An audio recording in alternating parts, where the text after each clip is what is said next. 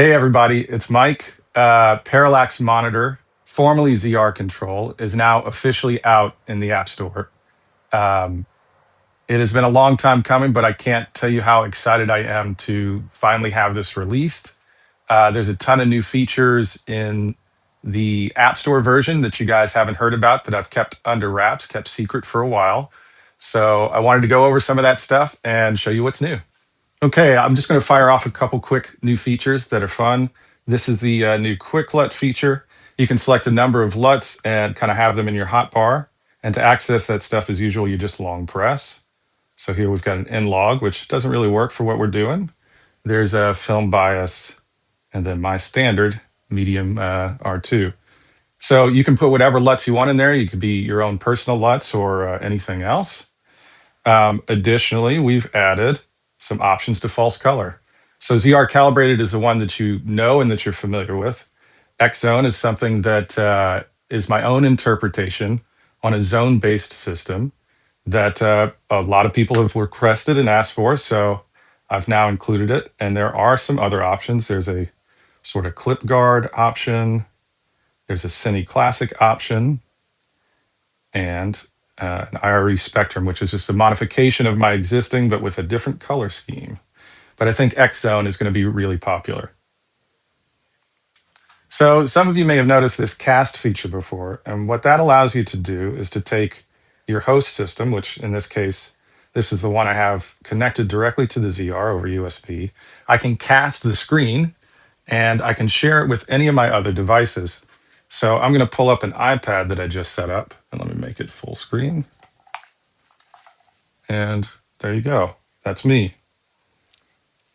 Very responsive. You know, I could probably adjust the brightness of this iPad a little bit so it's not so punchy and it reads better on camera. Let me do that.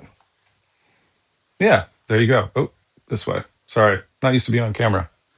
So yeah, I can cast to Android. I can cast to any other iOS devices, anything on the same network. And it's ultra low latency and really simple to set up. So check that feature out. All right, everybody, here's another feature that I wanted to quickly talk about. This is stills or photo mode. I've got my ZR now set into stills mode. And now I have access to really all the same tools that you know and love, plus this exposure meter, which is accurately reading from the camera's exposure metering controls. So, you know, if we make a quick adjustment to something like this, obviously, we're a little underexposed. And let's go back to 2. And that's a nice even exposure. And we can fire off stills pretty rapidly. And you'll notice that there's a review mode here, which you can select the length of time that you want. So let's say that I want my review to stick around for 3 seconds. And now we've got this review, which we can star if we really like that one. And additionally, we have this quick play option, which lets us just kind of quickly scroll through the photos we've taken and maybe highlight a few. Of course, we have our standard false color and our traffic lights, et cetera, et cetera. The other cool thing here is that you can do this cast in the review mode will show up on the external device. So if you've got a client sitting in the back with an iPad, as you're taking pictures, you'll see the review stick up on the iPad. Really great feature.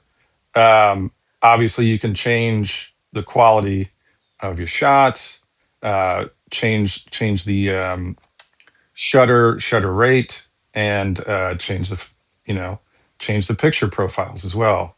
So maybe we want to do something more classy. All right. So photo mode works great. And I've also added an additional feature here that will let us sort of clean things up, right? I actually kind of like these 2 photos, so I'm going to star those. But maybe we filter by stuff, or maybe we decide that we want to do a bulk delete of some of these. And I'm not too crazy about this guy, kind of in the middle of talking. I'm not crazy about that angle or that angle. And maybe this one where I'm looking down is not so good. So what we can do is a quick delete. of all 5 of those items. It's a nice quick cleanup feature. And, of course, the other cool thing too here is that we can download the raw photo. That's saved to photos. And the cool thing is that it's now editable as a raw photo inside of Photos, and that will show up as a raw photo, as you see there in the top. So another new feature, a huge feature that I added to Parallax Monitor is Multicam control. Now you can control multiple cameras inside the same app that you already know and love, without ever needing to change. So really, any camera that's on the same Wi-Fi network as my phone, which is what I'm doing right now, I've got this new multicam control. And it's cool because we've got this spotlight feature, which I really like. And you can sort of switch quickly between your different monitors, which is awesome. I tend to do the side by side if I want to match things. So we can tell that there's like a slight difference here. And what we can do is sort of quickly scale through. Let's say that we wanted to change the ISO on our Z8, and we go down a little bit. Let's see what that looks like. It's a little under, but that's not bad. And obviously, one of these is shooting an N-Log, and the other one is shooting an R3D. So, it can be tricky to match those. So maybe we'll go to our magenta and then go a little more green, see what happens there. Not quite. But generally, yeah, you get the idea that you can make these adjustments and really dial in your cameras side by side, which is great. So this toolbar can be moved anywhere. So if you've got multiple cameras that you're working with, and it'll save that position. You can also turn on scopes and traffic lights and false color. So you can see the difference in exposure there, obviously. Also, I have this tap to focus feature built in here. So the same tap to focus stuff that you know and love, you can adjust. Let me try and focus on my chair back there. And pull focus on my face, and maybe I'll try and focus on my speakers and then come back to my face. So that is the focus feature. And of course, you can hit record and start record on both cameras at the same time. Yeah, just pretty standard multicam stuff here. But I really do dig the way that the interface is designed and how simple it is to set up. I mean, connection is really just a couple of moments. In the same way that you always have, you can click on either one of these cameras and go into your standard live view and start making adjustments. There's a feature that I added recently, for example, that lets you change your tint values against red and blue and magenta and green and all that sort of stuff. And so you can kind of quickly dial in decent tint values. And then we can just go back to our multicam, compare it against this, click on that camera. Let's go to our tint value and pick something a little more, I don't know, fun.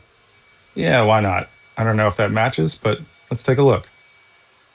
Not bad. I mean, they're not exactly the same. One's an N-Log, one's an R3D, but yeah, I mean, you can kind of quickly dial in a bunch of different settings, and if you take your time, get these to match a lot better.